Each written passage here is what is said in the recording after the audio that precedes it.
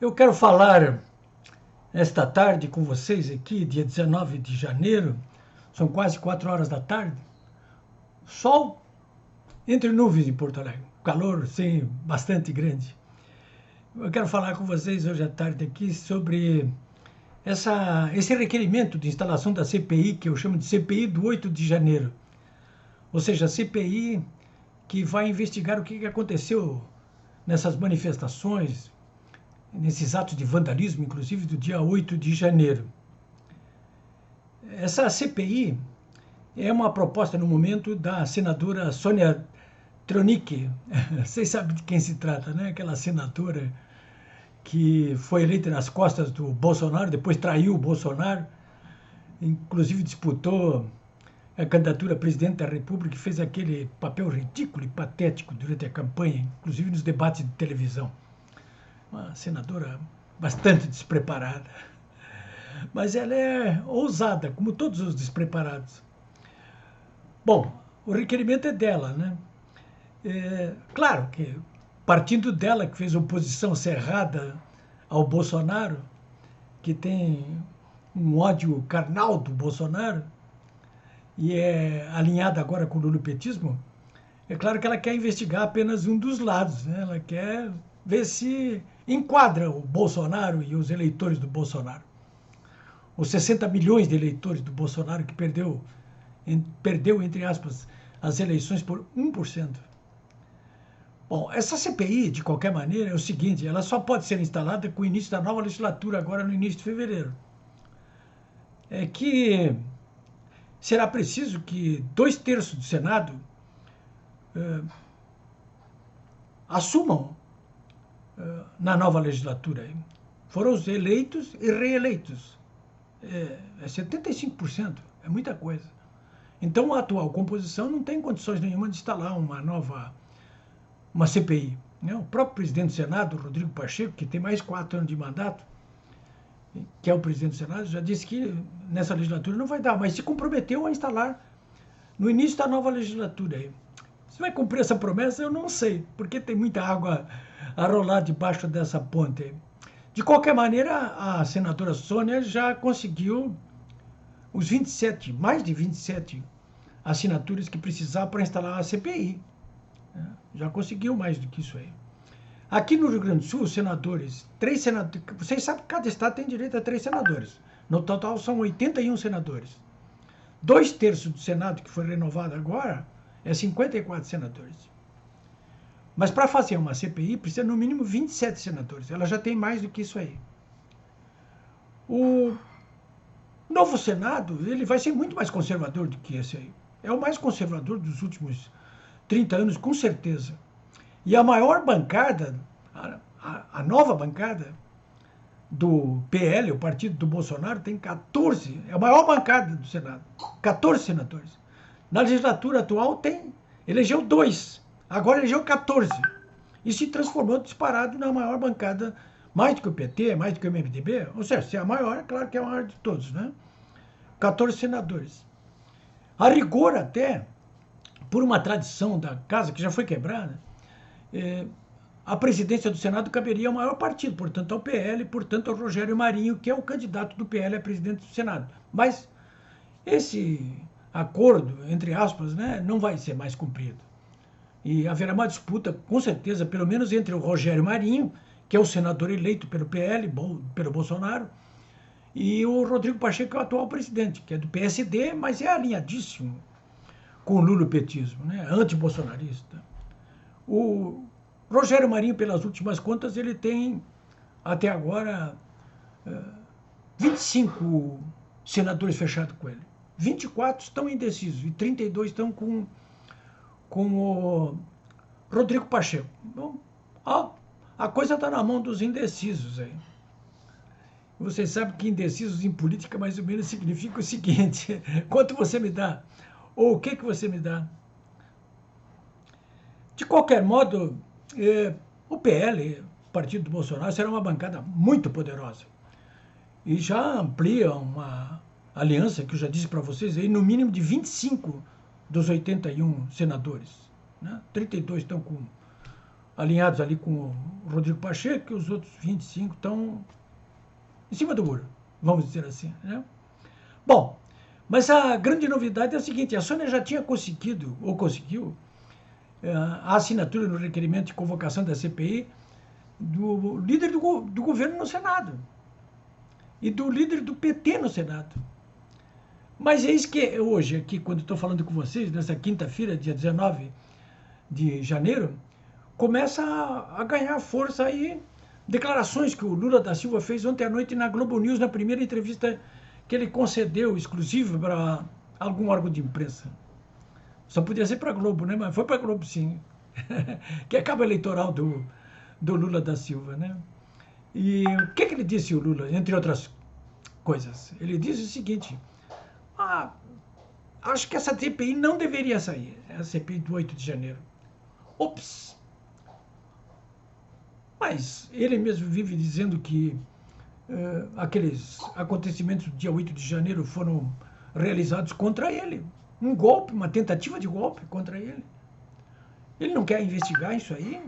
Diz, não, a Polícia Federal está investigando, o Alexandre de Moraes está investigando, o Ministério Público está investigando, a Polícia do Distrito Federal está investigando, até a Guarda Municipal está investigando. E a mídia alinhada com o governo, principalmente, é que está investigando. Essa é que mais investiga. Todos, claro, investigam só um lado. Né? Só o lado que interessa ao lulopetismo e ao governo Lula. Só ele. Ao sistema. Ao eixo do mal. Então, ele não quer. Ele disse, não quero. Mas depende do Senado. É claro que depende do Senado. Né? Mas se o Lula não quer, ele não quer CPI. O problema é o seguinte, ele não falou com os russos, né? A oposição vai insistir, pelo menos em ampliar o escopo dessa CPI, porque no requerimento original, que eu consegui uma cópia hoje no Senado, estou publicando no meu blog polibiobraga.com.br, ali, no requerimento feito pela Sônia Tronic, vocês podem ler ali, tá? A íntegra, no meu blog polibiobraga.com.br, tá ali o texto integral, peguei hoje no Senado. Ali, ela só alinha investigações que cumprem com aquilo que interessa ao sistema, ao eixo do mal, ao governo lula-petista, ao Alexandre de Moraes, ao Ministério Público. Só o que interessa a eles. Ou seja, tratar de criminalizar os 60 milhões de eleitores que votaram no Bolsonaro e, principalmente, criminalizar o Bolsonaro, quem sabe até pedindo o indiciamento dele como criminoso, né? Botar na cadeia. É isso aí esse é o objetivo, né? Bom, de qualquer maneira é o seguinte, tá correndo risco agora essa proposta de não sair, né? Porque o Lula disse ontem à noite, né, como eu já disse, que não quer a CPI. Olha, os senadores aqui do Rio Grande do Sul, o Lazia Martins, falei com ele hoje, e o Luiz Carlos Reis também falei com ele, através do WhatsApp, né, de mensagens. Eles não quiseram assinar esse requerimento aí da senadora Sônia Tronic, exatamente porque ela quer investigar só um lado, né. O senador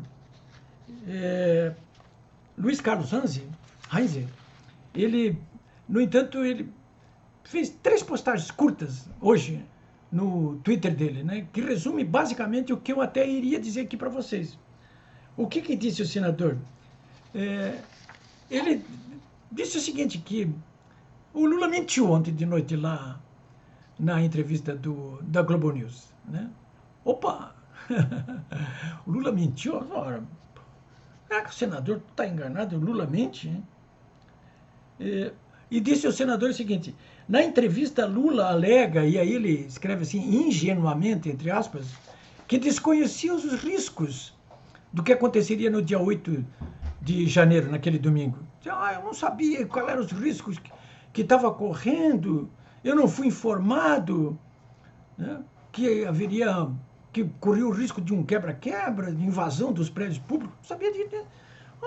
Tem até que ver aí, porque gente de dentro do palácio ela abriu as portas. Como gente de dentro do palácio em cara pálida? São os militares que estão lá dentro. Da Marinha, do Exército, da Aeronáutica, eles mesmos. Né? E fica por isso mesmo, ele não vai investigar nada. Como? São cúmplices? São bandidos? Diz o senador Reis, e eu remeto essa pergunta para vocês aqui, porque ela tem resposta. Pergunta o Reis, como explicar os alertas emitidos pela Polícia Federal? Porque todo mundo publicou isso aí, que a Polícia Federal emitiu alertas antes dos acontecimentos. A ABIN emitiu alertas. Ora, o Palácio não sabia? Tem destacamento do Exército lá dentro, não sabia? E a Guarda Presidencial não sabia? Ninguém sabia? A Polícia Militar... Opa, eu não sabia. O Lula vem com essa história de eu não sabia. Eu não sabia que o sítio de Atibaia estava relacionado comigo. Eu não sabia que o triplex do Guarujá era meu.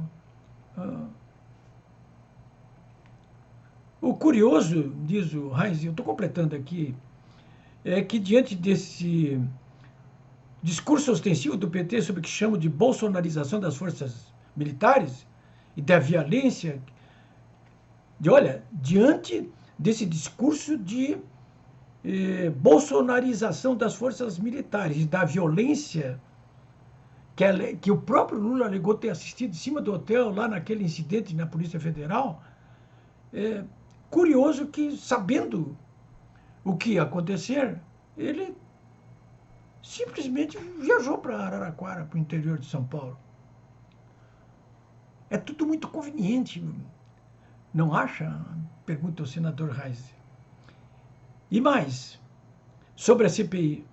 Lula, diz o senador Reis, o implacável, declara-se contra essa CPI. Alguém consegue explicar o motivo?